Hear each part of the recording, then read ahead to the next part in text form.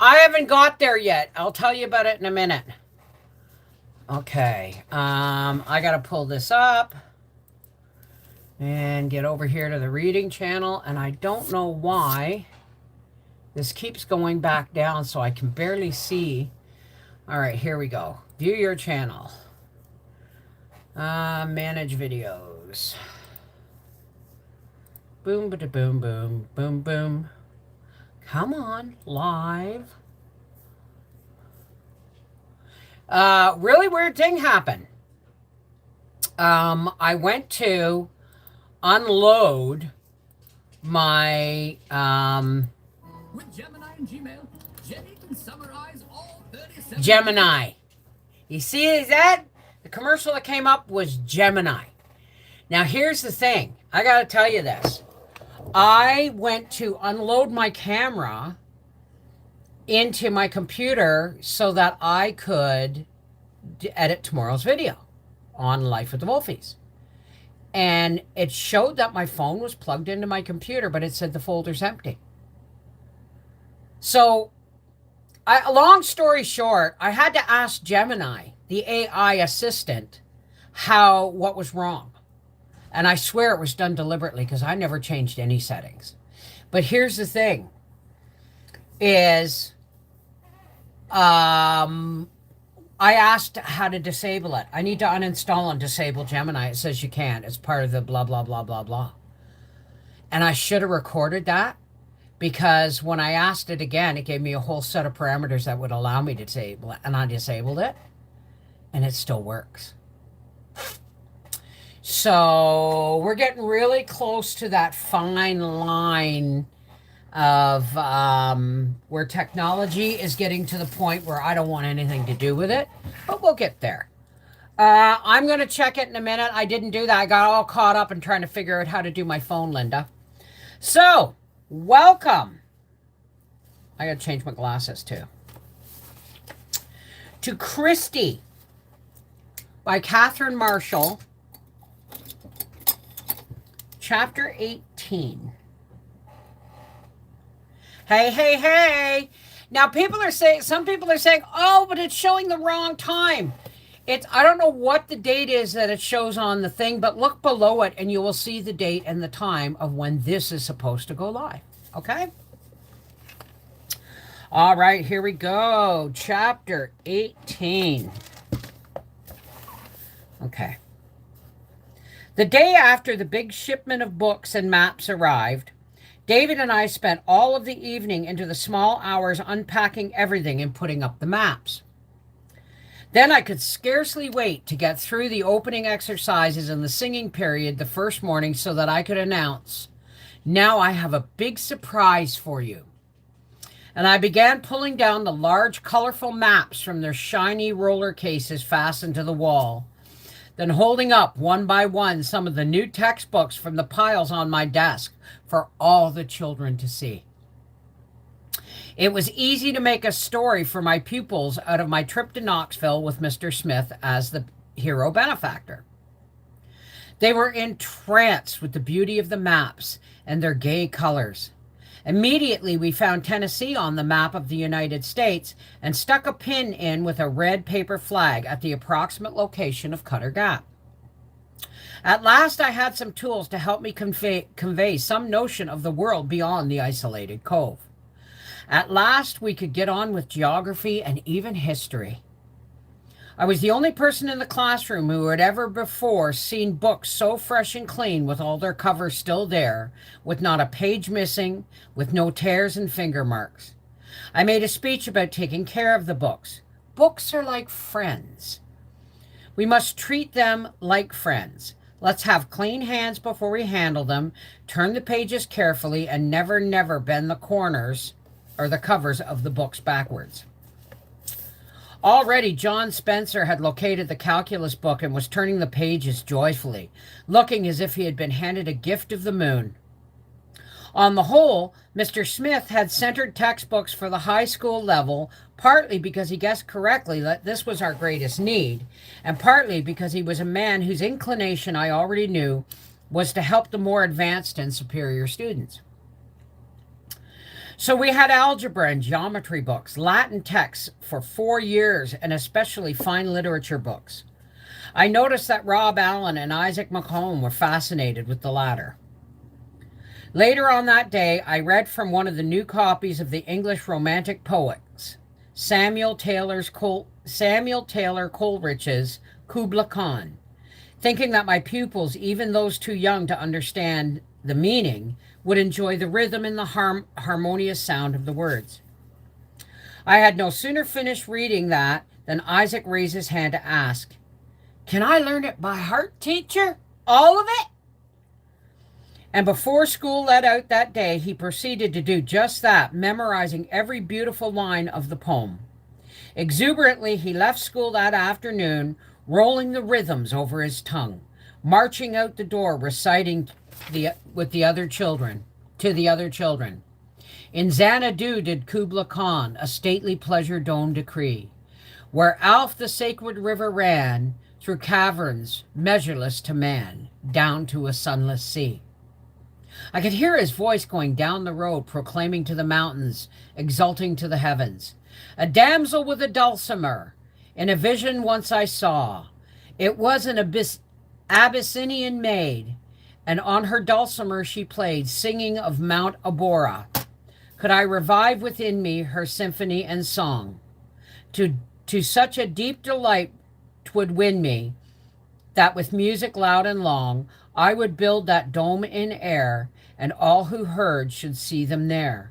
All should cry, beware, beware, his flashing eyes, his floating hair, for he on honey dew hath fed, and drunk the milk of paradise. On Friday morning, I started for the schoolhouse early to make some extra preparations for the end of week spelling bee. I wanted to find some especially hard and tricky words because the 8 best spellers on each of our 2 teams were to compete that afternoon for head marks. As I crossed the yard, I noticed some papers on the ground. I quickened my steps. Even from a distance, I could see that the schoolhouse door was standing ajar. Fearing I did not know what, I pushed the door open and drew in my breath sharply. The room was wrecked. Books littered the floor around my desk. I ran toward the front room for a better look. Books had been thrown wildly and were lying where they had fallen, some of their faces with bent covers, some face up with their pages fluttering in the breeze from the open doorway, looking as if several pairs of feet had trampled through them and over them, not once, but again and again. Pages had been ripped out, some slashed and wadded up. Our books, our beautiful new books. Hot anger rose in me. God, she's so quick to the anger, eh? I stopped and picked up one of them by lying by my toe. It was Cicero, sorry. It was a Cicero book with pages torn out, only pieces left, the spine broken. I stood looking at the mutilated book in my hands through a blur of tears. What is the point of this? I don't understand. I just don't understand. Are some people mad at the mission? Mad at the school? Why? Why would they be?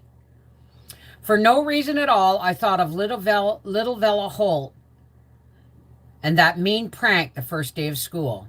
The rock camouflaged to look like an innocent rag and string ball. This assault on our books was of the same order. There was viciousness in our midst. But I was not finished with it. Nasty surprises. I looked up and oh no, 2 of our new maps had been drawn down out of their cases and then slashed with something sharp like a boy's Barlow knife. Tape. Weak-kneed, I sank into the nearest seat and sat staring at the rampage of destruction spread out before me. The faces of different children, all sorts of thoughts went chasing through my mind. But I had to tell David about this. I went to get him. There were some sad faces in the school that day, but a great many more enigmatic ones. In other words, meaning that they weren't surprised. Most of the children were withdrawn, subdued, suddenly remote, unwilling to say much of anything. We spent much of the morning putting torn books and maps back together as best we could, matching pieces, mending and pasting those that could be mended. I hoped that all of this effort would at least impress on everyone the seriousness of such maliciousness and destructiveness. After mending books, we went on to preparation for the spelling bee. I started to put a long list of words on the board for the contestants to study when I realized how chilly the room was. We were having another spell of dogwood winter, with clouded skies and a cold wind, so I went over to poke up the fire, but had no sooner opened the iron grating and thrust the poker in than a series of explosions like a gun going off spit sparks and flames into my face and onto my hair and dress. With an involuntary cry, I backed away, slapping at the sparks. Ruby May, who was sitting at the nearest seat, rushed to me frantically, raking burning pieces of something out of my hair. When we had finally gotten all the tiny conflagrations stamped out, I saw that there were several scorched places and burned holes in my dress, and the way one place on my neck and the way one place was on my neck was stinging, I knew it must be burned. Ruby May exclaimed, "It's burnt, teacher."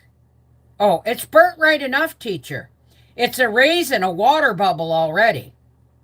I stood there with a flushed face, disheveled hair, looking at my schoolroom, so flustered that for a moment I could not trust myself to speak. Finally, with a shaking voice, I asked, "What was it that exploded?"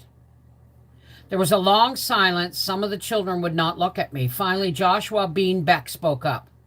"Hit me buckeyes, ma'am." "Buckeyes in the ashes. They get hot and then pop and fly to all pieces when the air hits them." I was opening my mouth for the next obvious question, but Joshua Bean was ahead of me. "No, ma'am, teacher, I wouldn't do that to you. Not me, teacher." "Then who? Who? I haven't got through to these haven't I gotten through to these youngsters at all?" Mrs. Tatum's voice came back to me as through a tunnel. "Going to be well nigh impossible for you to help them. Only person that could stick it out was Miss Henderson. Other teachers had to give it up as a bad job." A bad job. Was this the beginning of the end of me, for me too? Then I heard a torrent of words pouring out of my mouth. "I bragged about you in the letters to Mr. Smith, talked you up, told him you were different from the boys and girls in all other schools. I told him how proud I was of you, that there never had been students so eager for a school, so wanting to learn, so longing for books in order to learn. So what do I tell Mr. Smith now? That I was mistaken in believing in you?" I bit my lip, choked back the words. In an effort to get control of myself, I whirled to the blackboard to get on with the writing of the spelling of the words which the Buckeye trick had interrupted. "You're going too far. You're angry and don't know what you're saying. Only a few are to blame." There were tears in the eyes of some of the children. "Don't lump them all together. That's not fair. That's not the way to handle it." But I had written only a few words when a steady noise at the back of the room penetrated my tortured thoughts. I whirled just in time to see Lundy stalking down the aisle, poking a stick into Mountie O'Teal's back, loudly hee-heeing as he went. It was deliberate defiance. The sneer on his face and the shifty look in his eyes made me suspect that he was the one responsible for the Buckeyes. Yet, of course, I could not be sure. "Lundy," I said with an immense effort to speak calmly, "stop talking and get back to your seat. Do you know anything about this?"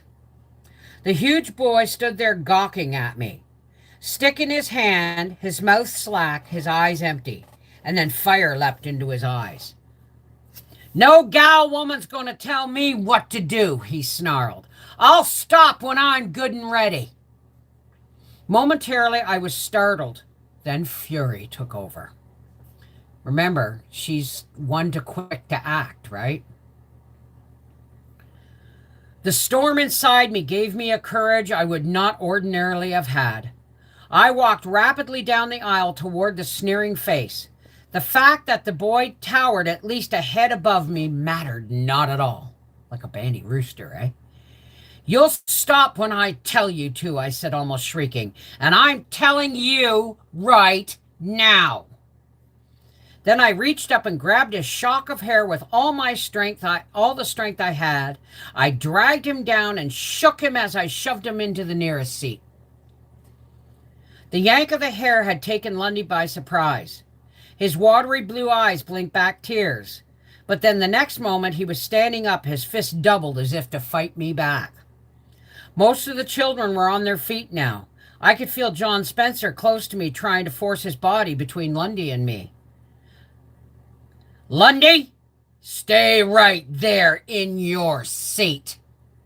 A stern, masculine voice spoke from the doorway. It was David, who had arrived for the mathematics lesson. "One more word out of you, and I'm the one you'll fight," he added. The boy slunk down immediately. Then I could feel David's eyes riveted to my face. Now that the immediate crisis was over, suddenly I was shaking all over. The next instant David was by my side, propelling me to the front of the room. "Sit down," he whispered. "I'll take over for a while now. We'll settle with Lundy later." At supper that evening, the topic of the book slashing was carefully avoided, since it was obvious that I was still tense and upset. But I knew that I had to talk about it. So as we were leaving the table, I asked Miss Alice if I could go with her for a chat. "Of course," she answered. "Why don't you ask David to come too?" When we settled in front of her fireplace, I began, "I don't know how much David has told you." "Only the bare facts." "Then I'll begin at the beginning, if I may." And I described it all, beginning with the mud on the steps, through losing my temper so completely after the Buckeye trick. "Well, don't condemn yourself for that," David protested. "Who wouldn't have lost their temper? I certainly would. Miss Alice, I wish you could have seen that scene. Priceless. Christy, so fragile looking, wading into that hulk of a boy.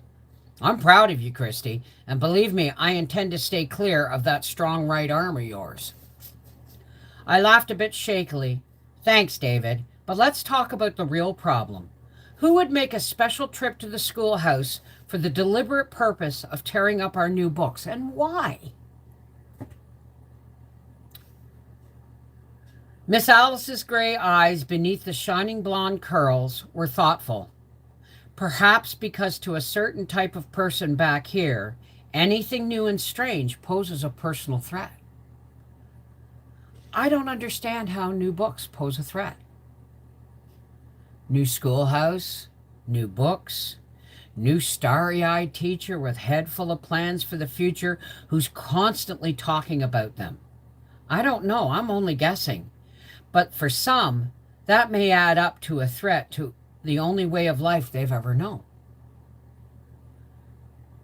Then is it wrong to have so many new ideas? "Of course not," David said quickly. "Stop condemning yourself Stop condemning yourself. I like you when you're fired up." Miss Alice only smiled. "But how can we find out who tore up the books?" I persisted. "And I did lose my temper today. So how can I get order and discipline back in my classroom now?" "You already have it back," David answered. "You saw how good everyone was the rest of the day. Even Lundy was docile." "Not docile. Surly." "Well, manageable at least. It won't happen again. But if there ever should be any more episodes, then I'm asking Lundy Taylor to leave school. I'm not sure he has the brains for school anyway." "But David, I wouldn't like to expel anyone. That would really be a failure." All at once I realized that Miss Alice was saying nothing at all. I recognized one of her quiet moments. That was when she had her best thoughts. "I'd like your comments," I prodded. "All right, Christy. You have mentioned your anger. I disagree with you, David, that Christy should be applauded for what she did. Christy's own deepest instinct tells her that anger didn't finally solve anything. Perhaps it would help, Christy, if you recognized why you got so furious. Do you know? I think because she took it personally. Well, I guess because... No, I really don't know. What do you mean by why? I believe it was because the new books were the product of your latest brainchild. Thoughtfully conceived, brought to birth with flair and success. Those books are a tangible token of a triumph of self. She was patting herself on the back. Eh? Therefore, dear to your heart. True, you undertook the trip to Knoxville to help other people, but self went. Self wore a ravishing hat. Self sold her cause to an interesting, wealthy man. Therefore, when the books were slashed, it was as if you yourself had been slashed. David was looking at Miss Alice in amazement, as if he wanted to argue with her, but her words had hit home. In my heart, I knew she was right. Yet that only made me feel more despairing. I wondered again if I really belonged here. I had thought that love was the answer for Mountie O'Teal, for all my classroom. Trust me, it is the answer. You just got to find out the best way to communicate it to the worst of the crowd, right? Perhaps love had not solved anything at all. Don't look so woebegone, Miss Alice smiled at me. No need to be discouraged, Christy, she continued. Have you ever watched a baby learning to walk? He totters, arms stretched out to balance himself. He wobbles and falls. Perhaps he bumps his nose. Then he puts the palms of his little hands on the floor, hikes his rear end up, looks around to see if anybody is watching him. If nobody is, usually he doesn't even bother to cry. Just precariously balances himself and tries again. I smiled at the picture. Well, the baby can teach us. What you've undertaken here in Cutter Gap, in your own schoolroom, isn't a state of perfection to be arrived at all of a sudden. It's a walk. And a walk isn't statistic, but ever-changing. We friends say that all discouragement is from an evil source and can only end in more evil. Wallowing in self-condemnation or feeling sorry for yourself is worse than falling on your face in the first place. So, thee fell in a temper. So, thee is human. Thank God for thy humanness. Thank you for joining me for chapter 18 of Christy. We'll have another reading one day this week, maybe two. All depends on how I get things moving around here. Okay? Books. Have I not said? Books are important. I love you guys. Take care. God bless. Mwah!